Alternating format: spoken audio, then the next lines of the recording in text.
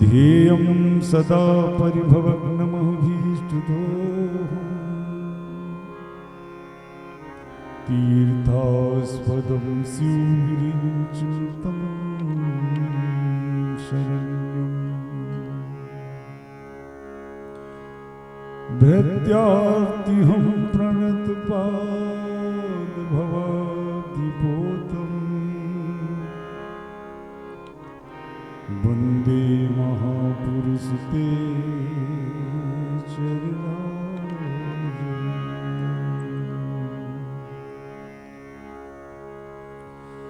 बंसी विभूषित करानवनीरदाभा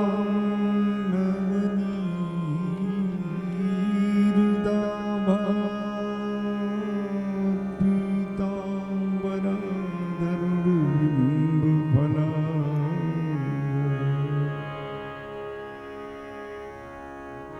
पूर्णेन्दु सुंदर मुखादरविन्दनेत्रा कृष्णात् परमं किमपि तत्त्वं न जाने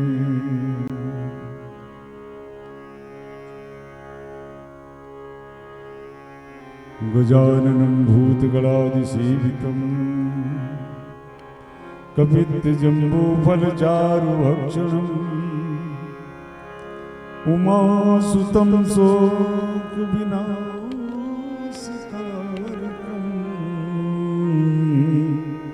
नमामि विघ्नेश्वर पादपङ्कजम्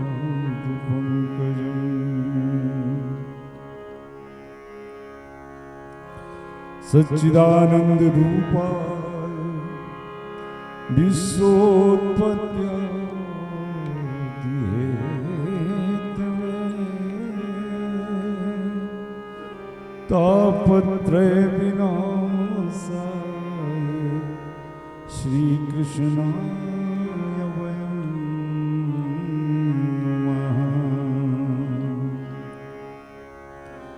श्री रामचंद्र चरणों मनसा स्मरामि।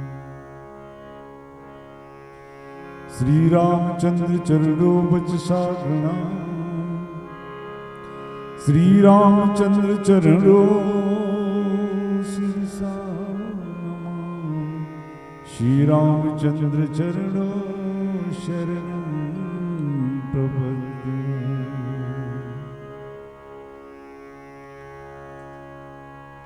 श्री गुरु चरण सरोज रज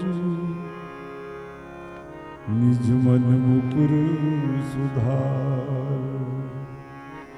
वरनो रघुवर विमल जस जो दायक फल चार। बुद्धिहीन तन जानिके सुमिरो पवन कुमार। बल बुद्धि विद्या देव मोहि हरहु कलेश विकार।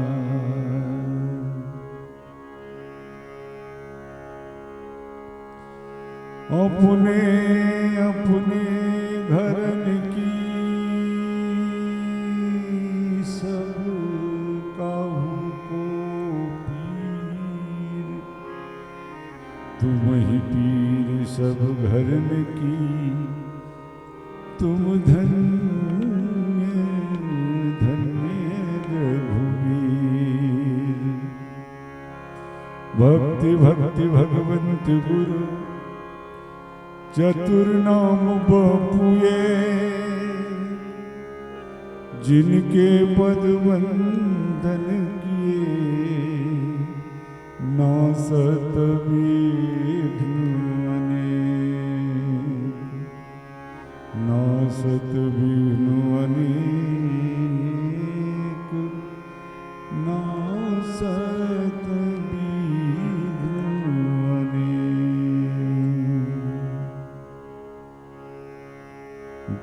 बालकृष्ण कन्हैया लाल की जय। श्री द्वारिकाधीश भगवान की। वृंदावन धाम की जय। श्री रामलला सरकार की जय। अयोध्या धाम की। सरजू मैया की जय। तीर्थराज प्रयाग की जय। गंगा मैया की जय। संत समाज की जय। श्री शंकर भगवान की जय। श्री गणेश भगवान की जय। ग्राम देवता की जय। ग्राम देवी की जय। वीर बजरंग बली दादा की जय। हर हर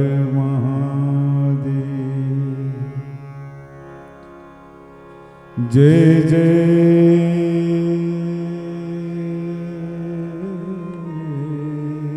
श्री राधे।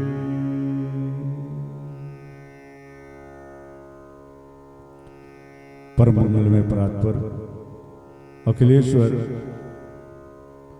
अकारण करुणा बरमलाले कल्पतरु पीतांबरधारी श्री बालकृष्ण लाल की वांग में प्रतिमूर्ति श्रीमद् भागवत भगवान के पावन पाद पद्मों में साष्टांग दंडवत प्रणाम करते हुए आचार्य श्री सुखदेव जी महाराज श्री व्यास जी महाराज का चरण वंदन करते हुए देवों के देव महादेव भोलेनाथ के चरणों में कोट बारंबार प्रणाम करते हुए समस्त आवाहित देवी देवजन के चरणों में शत शत नमन करते हुए पंडाल कक्ष में उपस्थित जनता जनार्दन बाल गोपाल माताओं बहनों का हार्दिक अभिनंदन स्वागत करते हुए यहाँ के कण कण को अपने मस्तक पर धारण करते हुए इस 37 दिवसीय श्री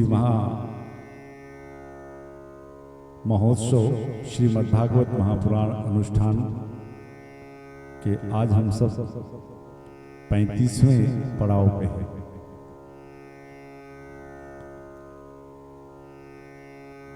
सैंतीसवें दिन हवन और भंडारा है। इस महामहोत्सव में 1 जनवरी से लेकर के और निरंतर भोले बाबा की छत्र छांव में हम सभी भगवत लीला का आनंद प्राप्त कर रहे हैं।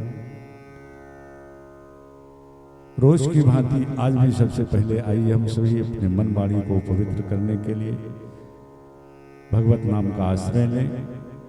जो सज्जन वृंद भी गृह कार्य में हैं वो शीघ्रता कर उपस्थिति दर्ज कराएं और जो हमारे भक्तजन प्रेमी जन भगवत कथा के रसिक जन पंडाल में उपस्थित हो चुके हैं, खूब भाव से खूब प्रेम से भगवत संकीर्तन करें।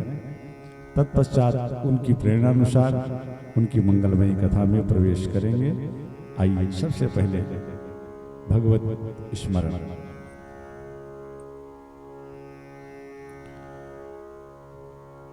मुकुंद माधव गोविंद भो केशव माधव हरि हरि बोल, केशव माधव हरि हरि बोल। मुकुंद माधव गोविंद भो केशव माधव हरि हरि बोल, केशव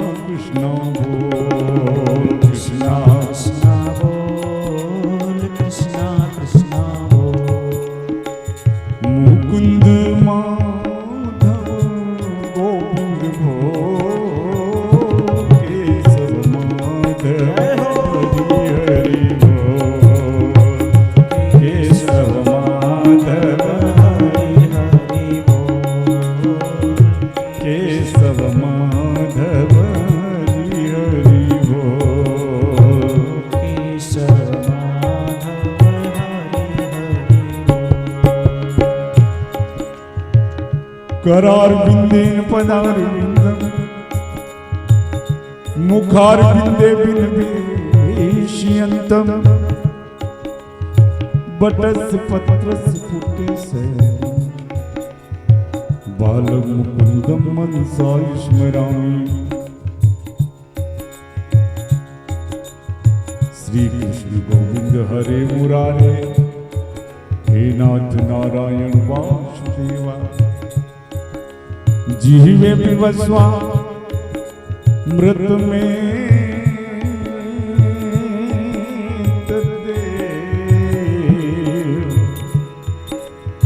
जीवे विवस्वा मृत में देव गोविंद दामोदर माधवे राम राम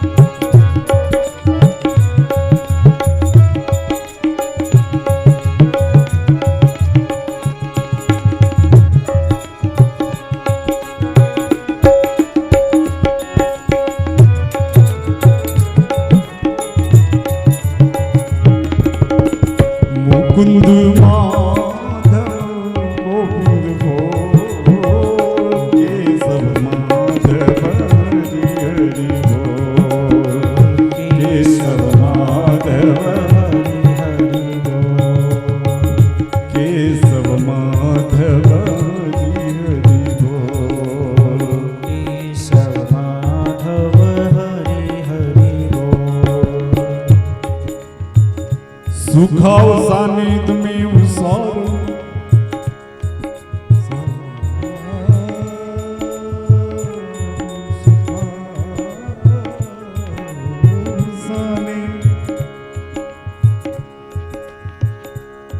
दुखाव सानिध में वज्ञेयम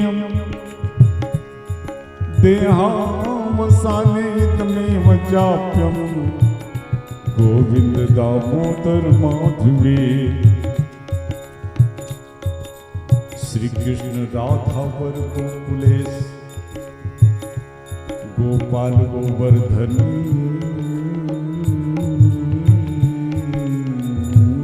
नाथ विष्णु जीवे विवस्वा मृत में देव गोविंद दामोदर माधवे मुकुंद माधव गोविंद बोल केशव माधव हरि हरि बोल केशव माधव हरि हरि बोल राम राम बोल राम राम बोल राम राम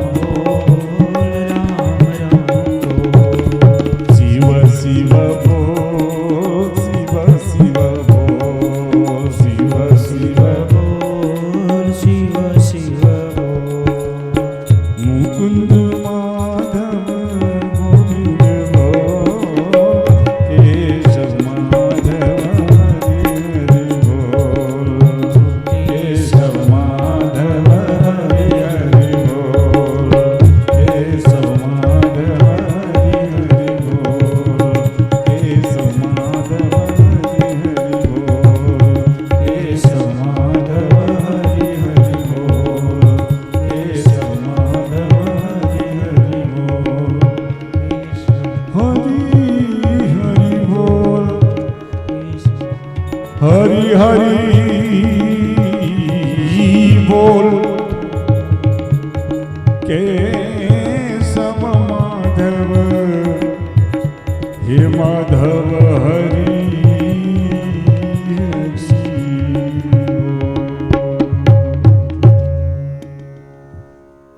बोलो भक्तवत्सल भगवान की जय श्री बांके बिहारी लाल की जय कन्हैया लाल की जय संत समाज की जय वीर बजरंग बली दादा की जय हर हर महादेव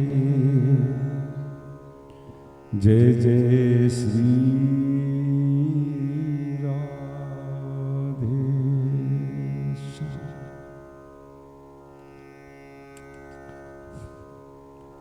आज विगत 34 दिनों से हम सभी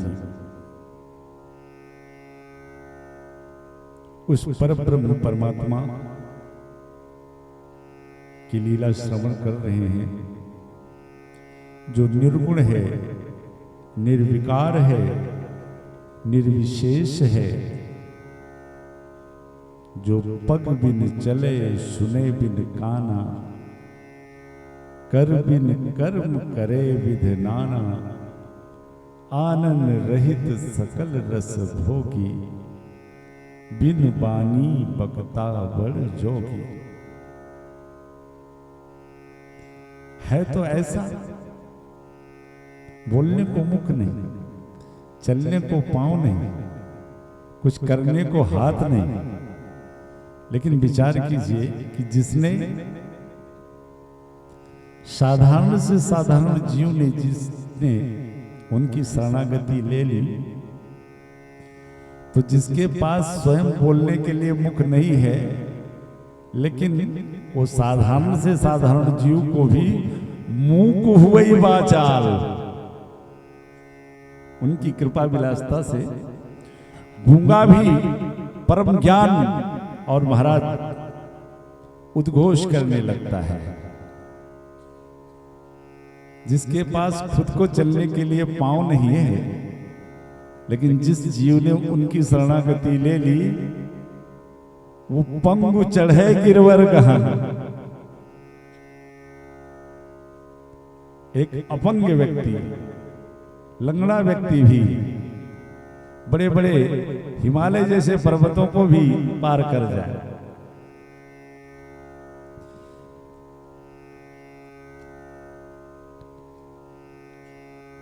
इस प्रकृति में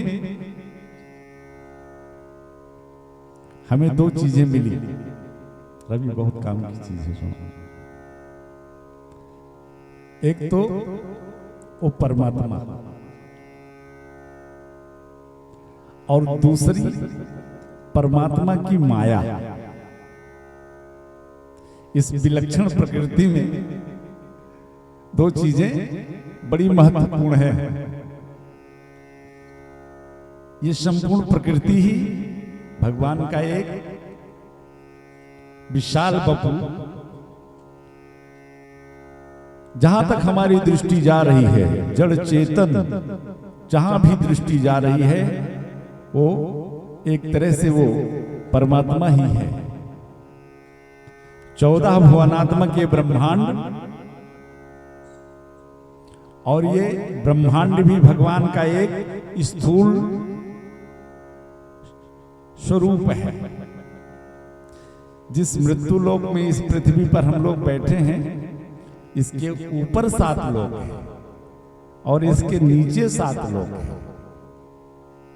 ऊपर के 7 लोक भू, भुवः, स्वः, जन, तप, सत्य, और एक कौन सा, अब कहो का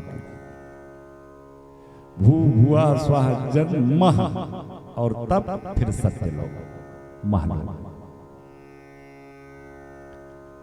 7 लोग इसके ऊपर, ये भी भगवान का ही स्वरूप है।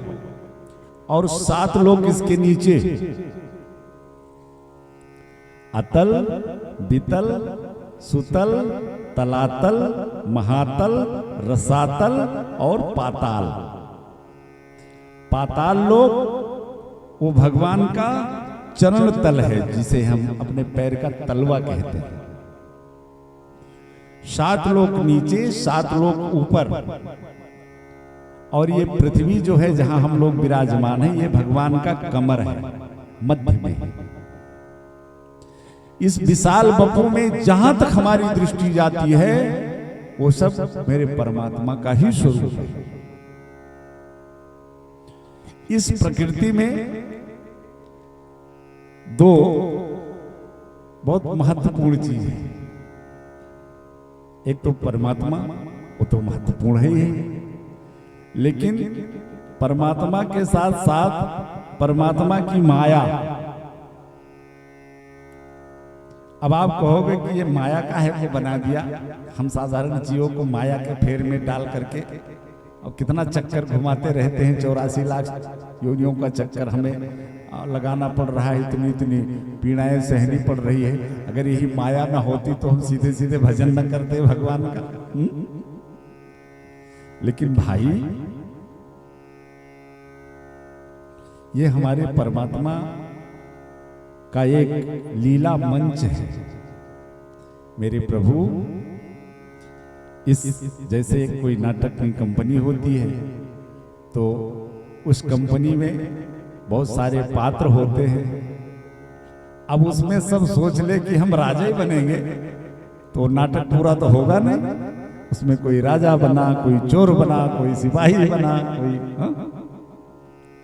तो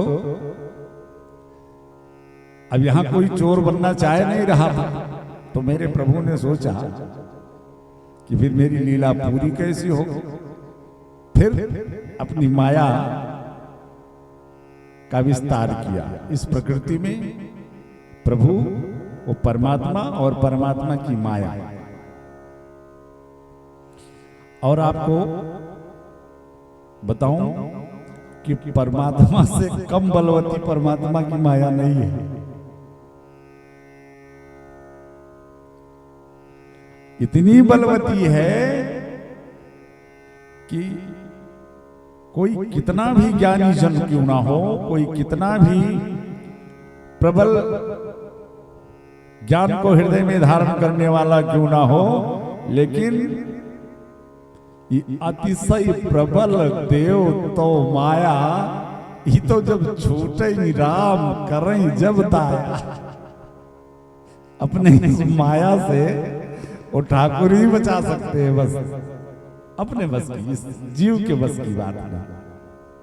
नारद जी को देखो, ब्रह्म ऋषि बन गए, और नारद जी जैसा संत और कहीं उल्लेख मिलता ही नहीं, क्योंकि नारद जी ही एक अकेले ऐसे संत हैं कि जिनकी पूजा जितना देवता लोग करते हैं उतने सम्मान उनको दैत्य राक्षस भी देते हैं। ऐसे संत है श्री नारद जी, निष्पक्ष संत।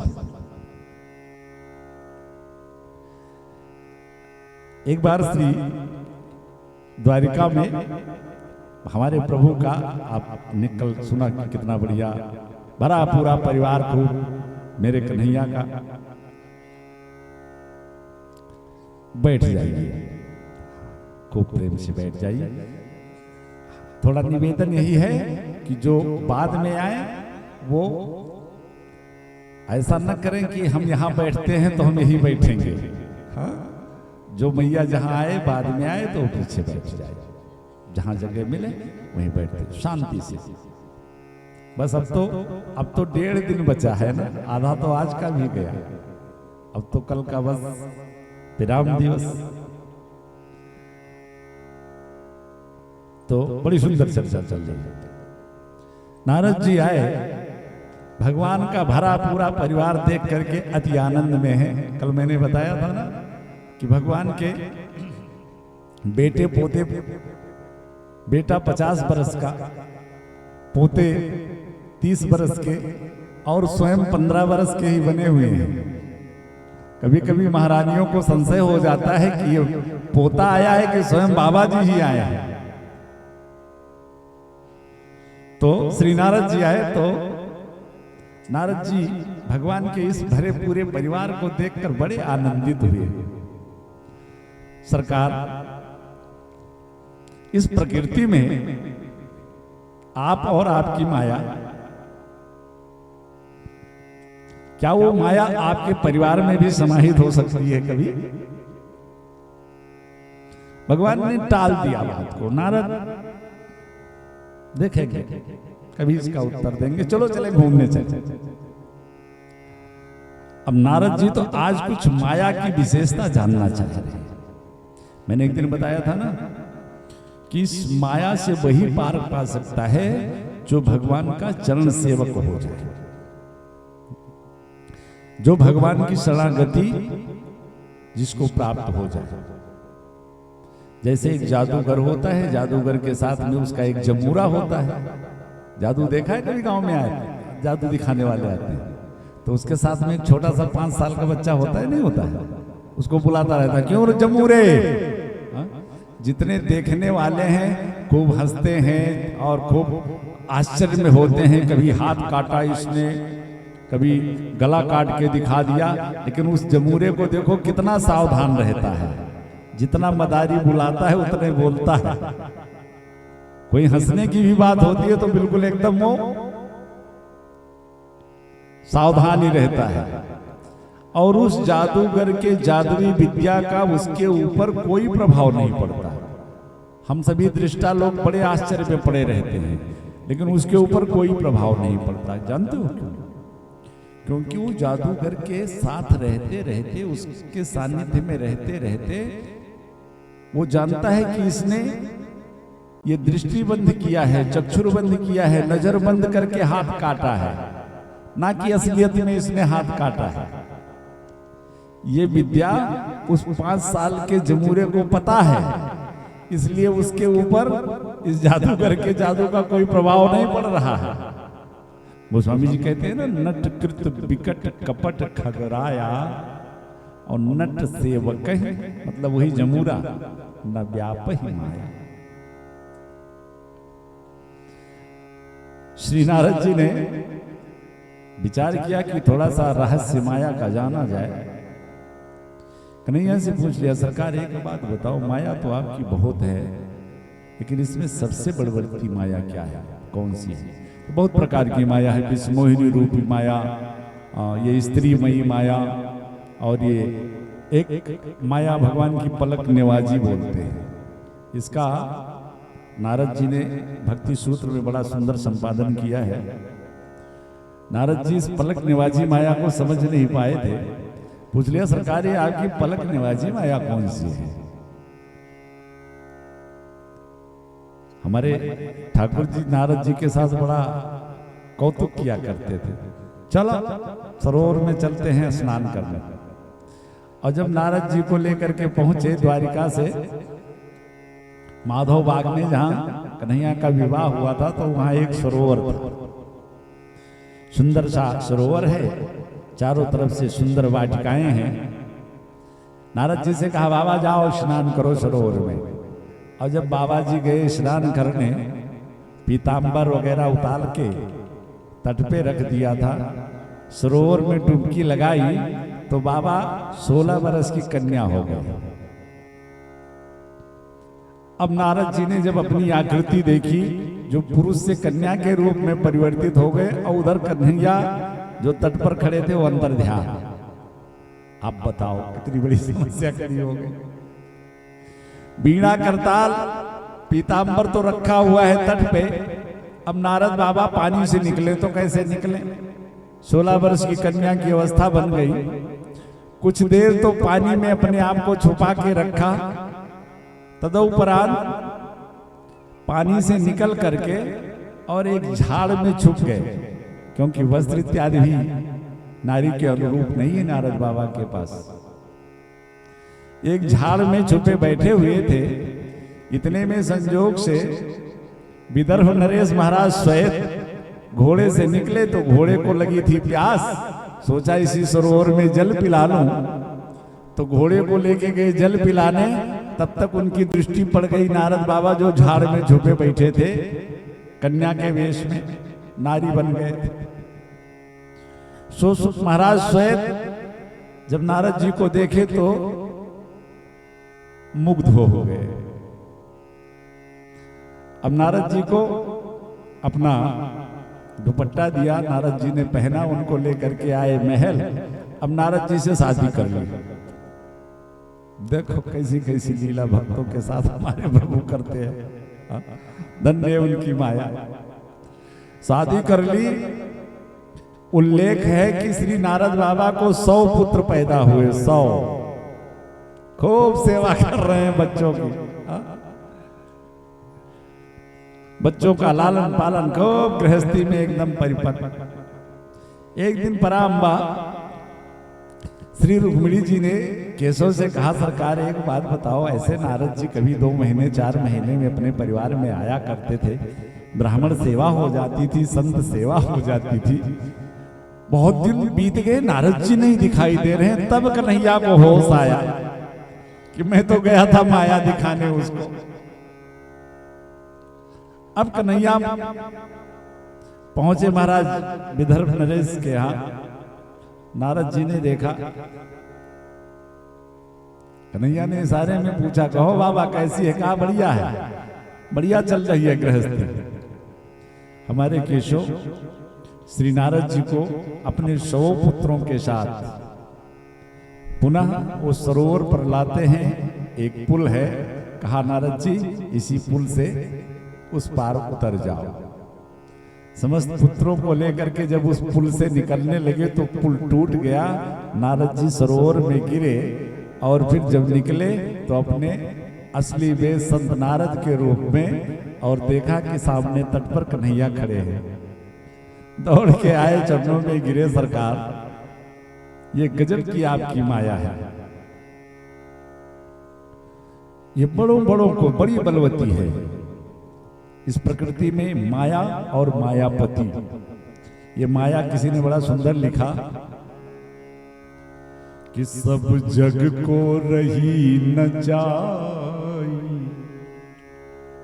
ई माया जादूगरनी, ई माया जादूगरनी है, ई माया जादूगरनी, ई माया जादूगरनी है, माया जादूगरनी, ई माया जादूगरनी, ई माया जादूगरनी, ई माया जादूगरनी, हे माया जादूगरनी।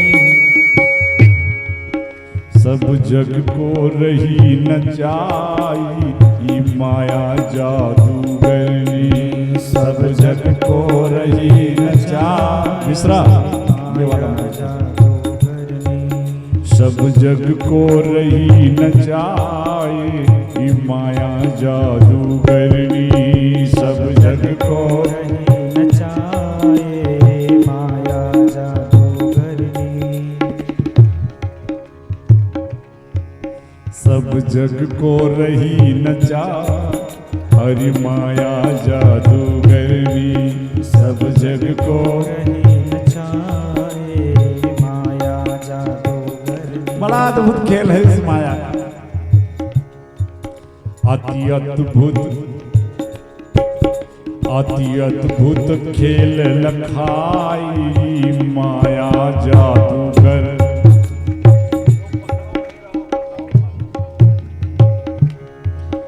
अति अद्भुत खेल लखाई, माया जादूगरनी, अति अद्भुत खेल लखाई, माया जादूगरनी।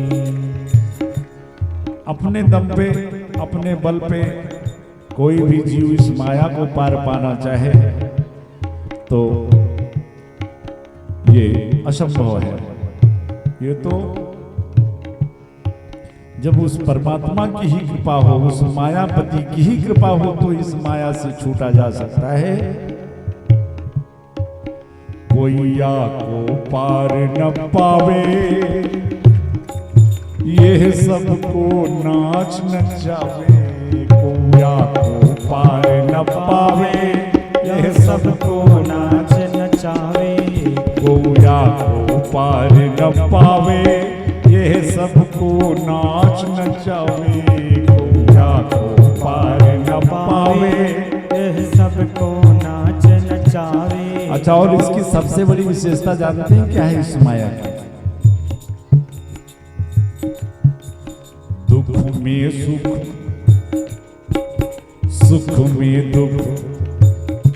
जहां दुख है, इसकी सबसे बड़ी विशेषता यही है कि जहां वास्तव में दुख है वहां आपको ये सुख का आभास कराती है, और जहां सुख है वहां आप कोई जाने नहीं देते। अरे काहे को जा रहे हो? 3 घंटे वहां ठंडी में बैठोगे, बाबा चिल्ला रहे हैं, आवाज तो यहां आ ही रही। और वास्तव में वास्तविक सुख तो इसी में है। तात स्वर्ग अपवर्ग सुख, और धैर्य तुलायक अंग। स्वर्ग का सुख और यहां तक कि बैकुंठ का भी सुख तराजू के एक पलड़े पर आप रख दो। स्वर्ग का मामूली सुख होता है क्या? कहते ना, अरे पूरा स्वर्ग है। उनका घर तो बिल्कुल स्वर्ग बना हुआ है। और ज्यादा विशेषण देते हैं तो कहते हैं, अरे क्या पूछना, गए पूरा लगा जैसे बैकुंठ में आ गए। लेकिन असली सुख,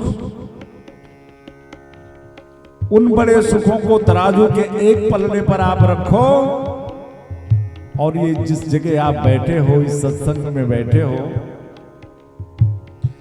ये 3 घंटे का जो पुण्य है, ये पूरा रखने की जरूरत नहीं तराजू के पल्ले पर, बल्कि तात स्वर्ग अपवर्ग सुख धैर्य तुलायक अंग, लेकिन तूल न ताहि सकल मिल, जो सुख लो सत्संग एक निमिष मात्र का क्षण। आपने जो सत्संग किया है उतना ही उन समस्त सुखों पे भारी पड़ रहा है। लेकिन अब ये माया का ही प्रभाव है कि वो घर से निकल करके जहां सुख है वहां आपको आने ही नहीं दे रही। अरे काहे को जा रहे हो 3 घंटे वहां बैठोगे यहाँ ठंडी में, अभी तबीयत खराब हो जाए। इस माया का काम है यही है। सुख में दुख, दुख में सुख, सुख में दुख को दर्शा, दुख में सुख को दर्शाई माया जादूगरनी। दुख में सुख को दर्शाए माया जादूगरनी। ही माया जादूगरनी है, ही माया जादूगरनी, ही माया जादूगरनी है, माया जादूगरनी। ही माया जादूगरनी है, माया जादूगरनी, जादूगरनी हे माया जादूगरनी। सब जग को रही नचाए, नचाए माया जादूगरनी। सब जग को रही नचाए, नचाए माया जादूगरनी।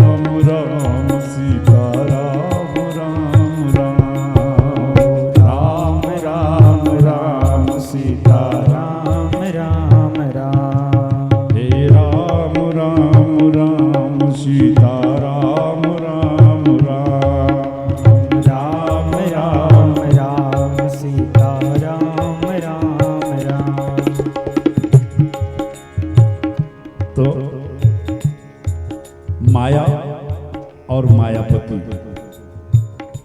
इस प्रकृति में तो ये विशेष हमारे जीवन के लिए बड़े ही महत्वपूर्ण ये दोनों गुण हैं। इस माया से पार पाने के लिए मायापति का आश्रय नितांत आवश्यक है। आइए हम सभी मायापति की शरण में चलें। कल की सभा में आप सभी ने सुना कि हमारे कृष्ण कन्हैया का किस तरह से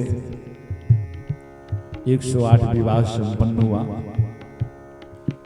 भरा पूरा परिवार हमारे केशव का खूब सुंदर, द्वारिका में खूब आनंद,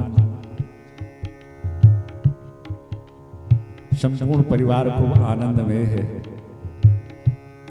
श्री सुखदेव जी महाराज परीक्षित से कहते हैं, राजन हमारे श्री कृष्ण भगवान के एक सखा है, लेकिन जैसे ही श्री सुदामा जी का स्मरण हुआ श्री सुखदेव जी महाराज को, थोड़ा सा बेटा इसकी आवाज वॉल्यूम डाउन कर दो जरा सा। जैसे ही श्री सुखदेव जी महाराज को श्री सुदामा जी का जीवन चरित्र स्मरण में आया, वो आनंद में डूब गए। महाराज परीक्षित ने हाथ जोड़ा, सरकार कहां खो गए? क्या बताऊं परीक्षित, एक ऐसे पात्र का चरित्र चित्रण चित्त में आया, बस वहीं से शुरू हो गए सुखदेव जी। इस तरह से श्री सुदामा जी के चरित्र पर उनका चित्त प्रभावित हुआ कि सुदामा जी का ना तो प्रारंभिक परिचय दिया, ना नाम बताया, ना ग्राम बताया, बस उनके नाम के पीछे विशेषण पर विशेषण देते चले गए। श्री सुखदेव जी कहते हैं परीक्षित, कृष्णस्यासीद सखा कश्चित् ब्राह्मणो ब्रह्मविद्मः।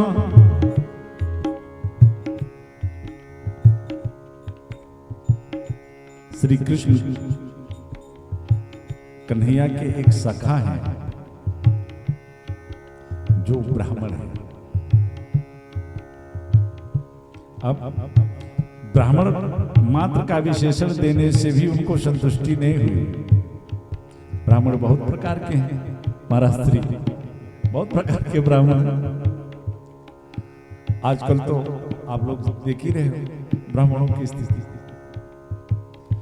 श्री सुखदेव जी ने सोचा आगे आने वाले कलिकाल में बहुत सारे ब्राह्मण जिनके अंदर विकृति भी आ जाए, तो केवल ब्राह्मण, वैसे ब्राह्मण विशेषण अपने में कम नहीं है।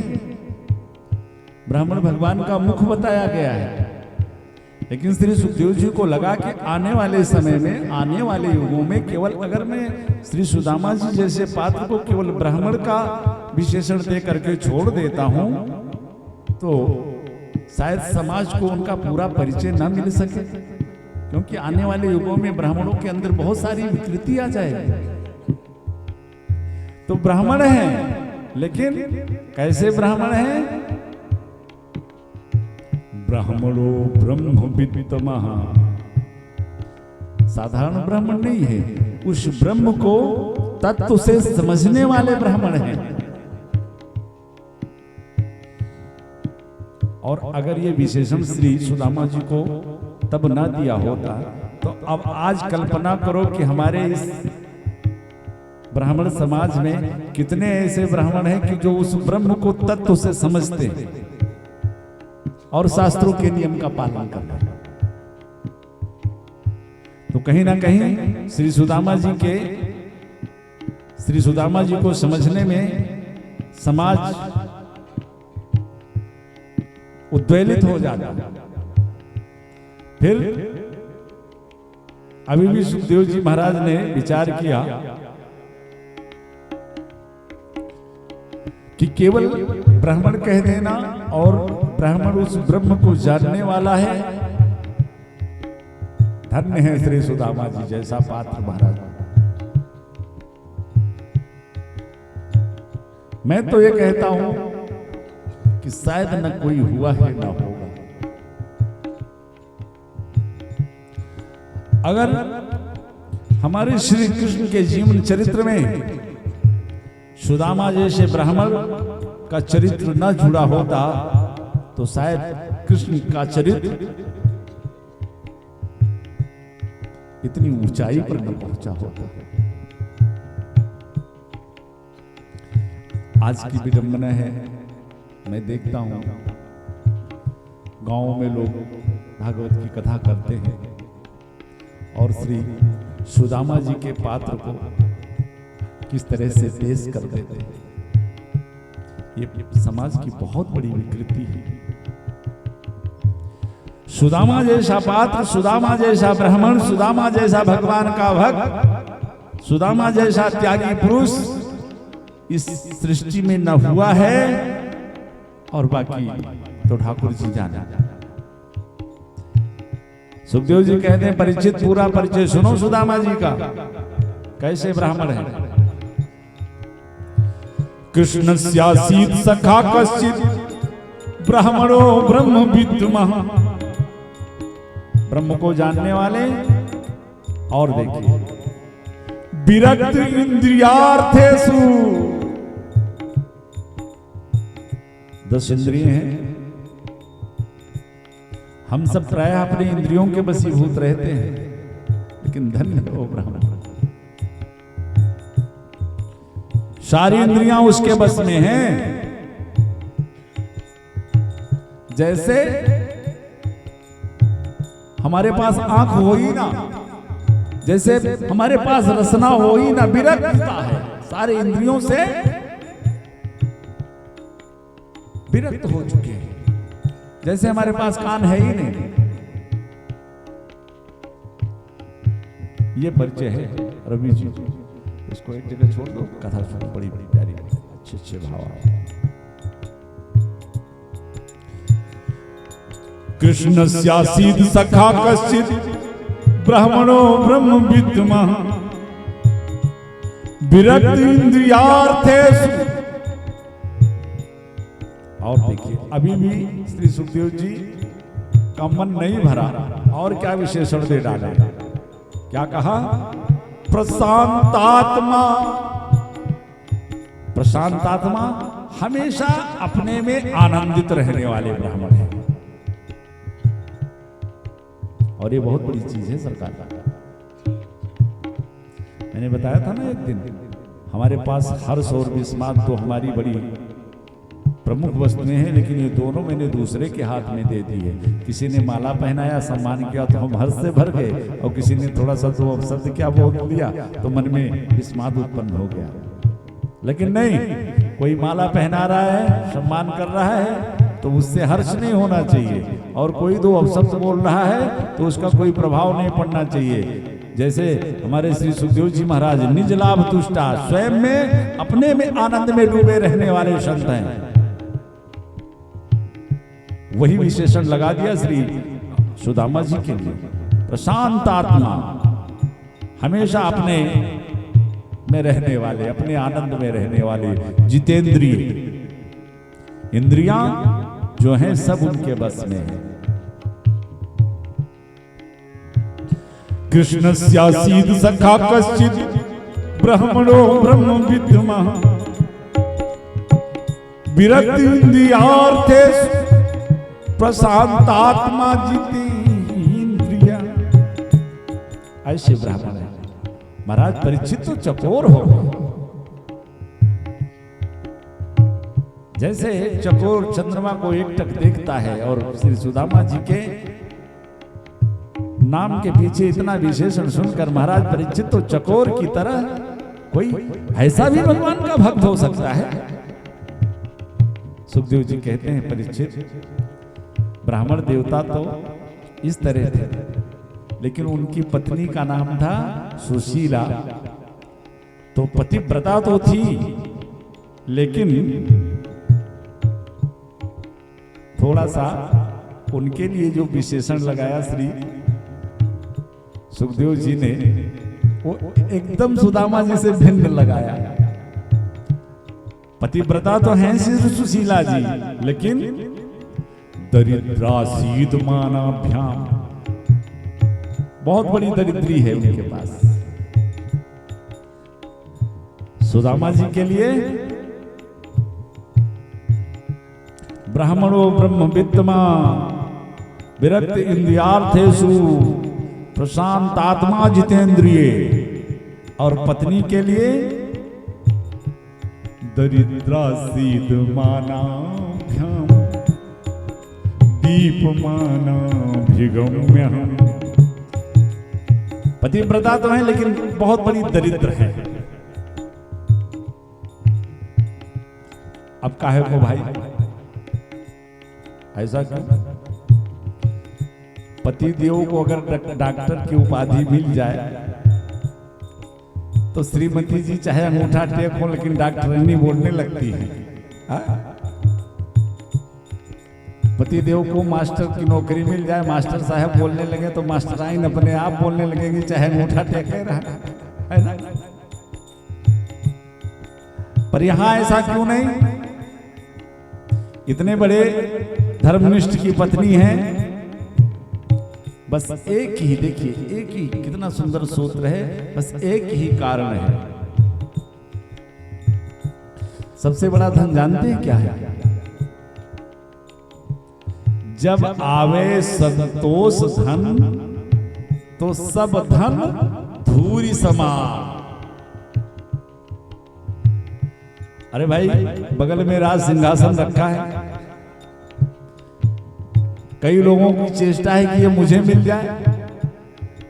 मिला तो खुश और नहीं मिले तो दुख। लेकिन एक व्यक्ति वहां ऐसा बैठा है कि जो परम संतोषी है, सिंहासन की तरफ देख ही नहीं रहा है।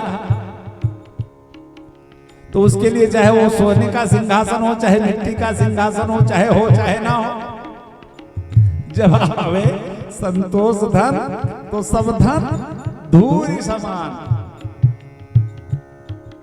एक दिन किसी संत के द्वारा सुशीला जी को पता चल गया कि हम लोग इतना दीनहीन स्थिति में हैं। महाराज श्री भागवत में कहीं ऐसा वर्णन मिलता नहीं कि श्री सुदामा जी ने कभी भिक्षाटन किया हो, गुरुकुल को छोड़ करके। शीलोंश वृत्ति पर जीवन यापन करते हैं। शीलोंश वृत्ति सबसे ऊंची वृत्ति मानी गई है। शीलोंश वृत्ति क्या होती है कि जब किसान अपनी फसल काट कर घर उठा लाए तो जो दाने खेत में पड़े रह जाते हैं उनको चुन करके और उसी से जीवन यापन करना, ये सबसे ऊंची वृत्ति है। मैंने तो श्री सुदामा जी के बारे में कई ग्रंथों में पढ़ा है, काफी इस पर मैंने चिंतन किया है। किसी ग्रंथ में ऐसा कहा नहीं गया कि सुदामा जी ने कभी किसी के आगे हाथ फैलाया हो, कभी भिक्षा मांगी हो। गृहस्थ जीवन में आने के उपरांत जब गुरुकुल में थे, हमारे जो वैदिक परंपरा के हिसाब से पहले ब्रह्मचर्य, उसके बाद में फिर गृहस्थ जीवन, और फिर बाद में जो संन्यास धारण करता है उसका वैराग्य बड़ा पक्का होता है। तो शीलोंश वृत्ति पर जीवन यापन करते थे।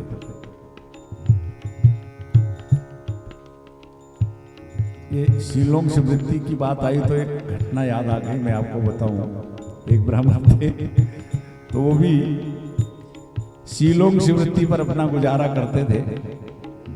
पत्नी थी और साथ में 5 साल का एक बेटा भी था। तीनों जेठ के महीने में गर्मी की तपन में किसी किसान के खेत में दाना बीन रहे थे।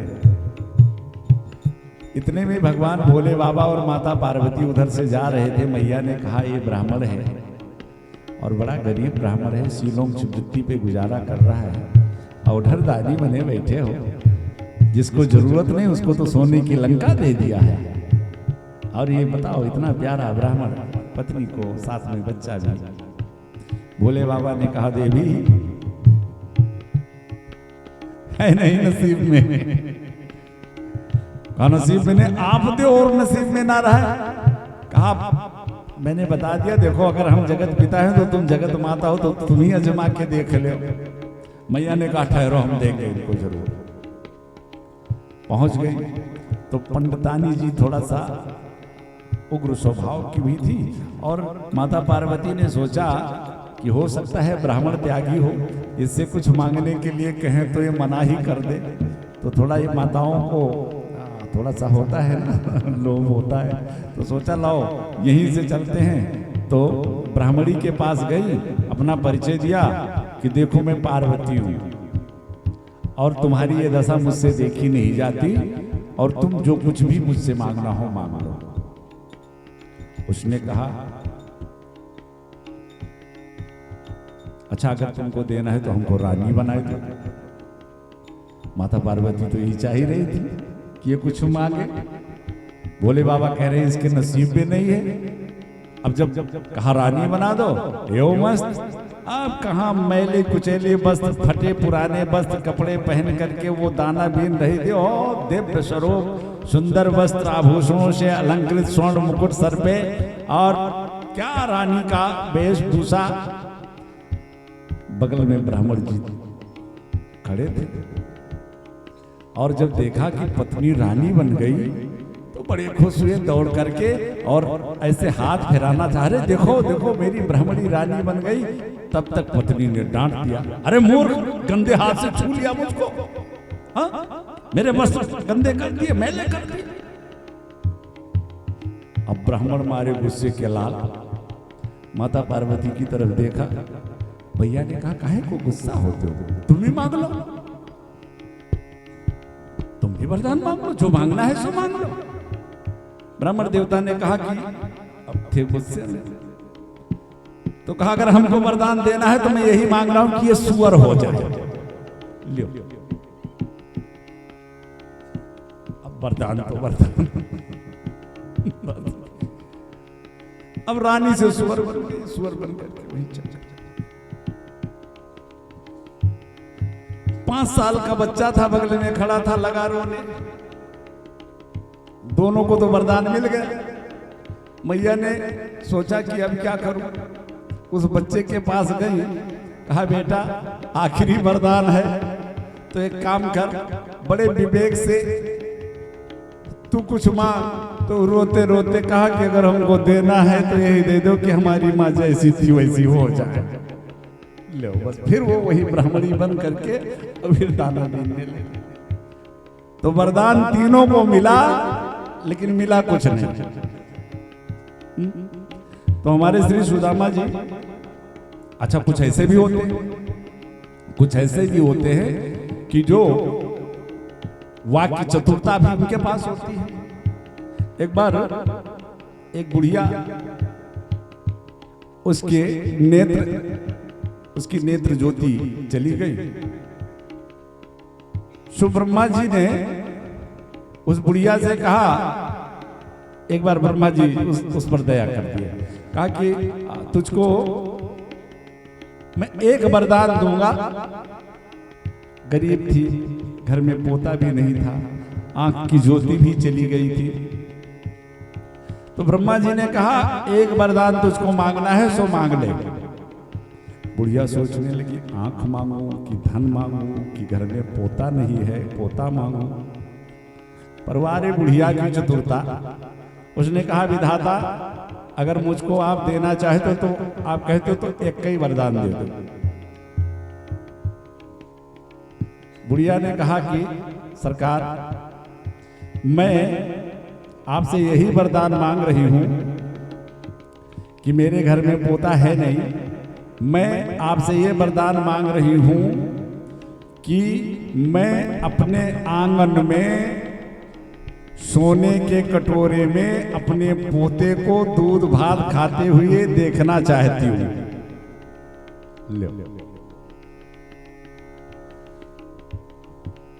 एक ही वरदान में सब कुछ मांग लिया। तो आइए श्री सुदामा जी पर। सुदामा जी की पत्नी असंतुष्ट, मन में असंतोष की वृत्ति है, इसलिए श्री सुखदेव जी महाराज को इस दुनिया में सबसे बड़ा दरिद्र कौन है? जो असंतोषी है। ग्रंथ कहते हैं, संत कहते हैं, वही इस दुनिया का सबसे बड़ा दरिद्र है। श्री सुदामा जी की पत्नी के सुशीला जी ने किसी से सुन लिया कि हमारे पति देव के मित्र तो द्वारिकाधीश है। एक दिन किसी संत ने बता दिया, श्री राधे राधे गोविंद गोविंद राधे, श्री राधे राधे गोविंद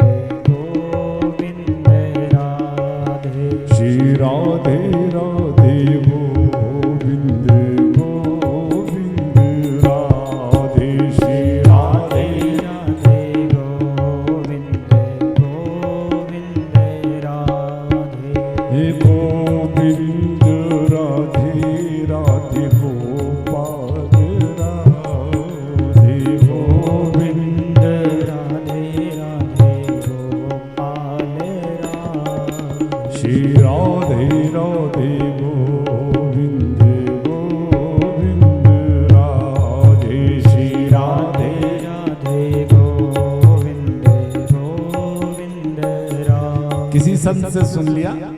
आज जब श्री सुदामा जी घर पे आए तो कहा, स्वामी मैंने सुना है कि आपके सखा द्वारिकाधीश कृष्ण कन्हैया हैं।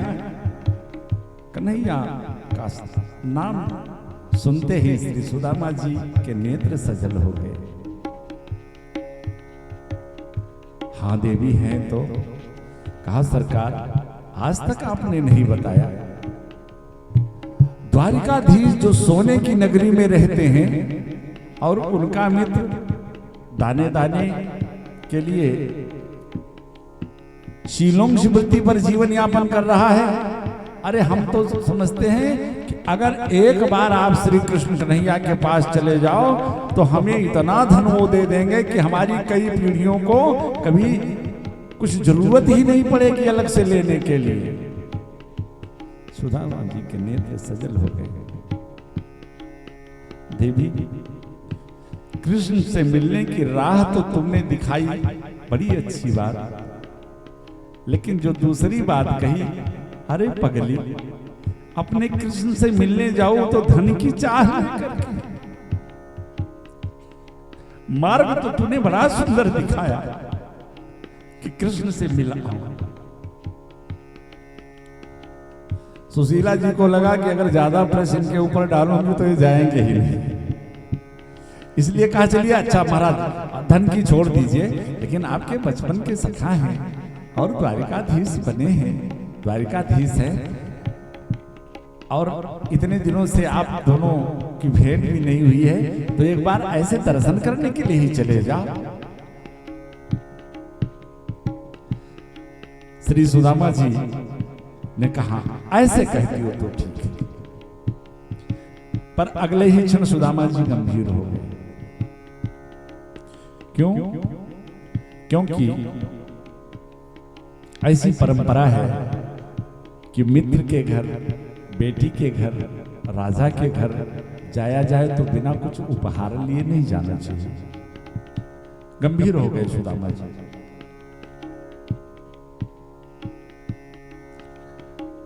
देवी जाता तो, लेकिन बावरी इतने दिनों के बाद जाऊं भी और मैं अपने कन्हैया के लिए कुछ भेंट लेके न जा पाऊं। पत्नी ने कहा तुम काहे की चिंता करते हो, वो व्यवस्था हम करते हैं ना। सुशीला जी आज पहली बार अपने पड़ोस में गई और 7 घरों से थोड़ा थोड़ा सा चावल मांगा, जबकि किसी एक को बोल देती तो बोरी की बोरी चावल सुदामा जी के घर भेज देते थे। लेकिन चतुरता है सुशीला जी की। 7 घर से क्यों मांगा? क्योंकि 7 घर से मांगे हुए अनाज एक में मिला के रखे जाएंगे तो देखने से ही पता चल जाएगा कि लगता है ये भिक्षा में मांगे हुए अन्न है। तो इसको देखते ही कन्हैया समझ जाएंगे, क्योंकि हमारे पति देवता तो अपनी स्थिति बताने से रहे, वो तो बताने वाले नहीं है उनको। लेकिन ये व्यवस्था सुशीला जी ने सोचा, 7 घर से चावल मांग करके और एक ऐसे कपड़े में पुटकी बनाई जो कम से कम 7 जगह से सिला हुआ था। सुदामा जी को लाके दे दिया, लीजिए स्वामी जी ये भेंट। सुदामा जी तो प्रशांत आत्मा है ना, जितेंद्रिय हैं, उस ब्रह्म को तत्व से समझने वाले हैं। वो तो समझते हैं कि चाहिए कुछ, बस ये नहीं, कोई जरूरी नहीं है कि हमारे पास हीरे माणिक मणियां धन हो तभी मैं परमात्मा को भेंट स्वीकार करूं। वो तो पत्रम पुष्पम फलम तोयम, कुछ भी तुम प्रेम से श्रद्धा से लेकर के पहुंच जाओ। सुदामा जी ने वो चावल की पोटली ले ली, बाएं भाग में हाथ के नीचे दबा लिया, एक लोटा डोरी ले लिया कि रास्ते में पानी वानी की जरूरत पड़ जाए, और ना ये जानते हैं कि द्वारिका है कहां, ये भी नहीं जानते कि द्वारिका किस दिशा में है, बस चल पड़े अपने कन्हैया से। किसी ने बड़ा सुंदर भाव दिया, चलते जा रहे हैं और आत्मिक आनंद आज अपने कान्हों से मिलेंगे। पर कान्हा, ना तो मुझे पता है कि तेरी नगरी है किधर, कहां है, कैसे आऊं।